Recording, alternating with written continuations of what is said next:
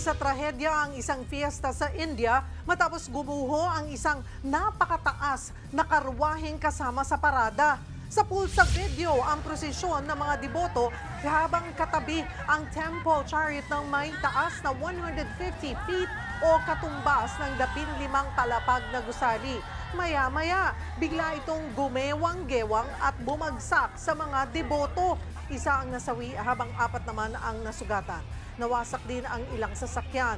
Ayon sa organizer, malakas ang hangin kaya bumagsak ang chariot.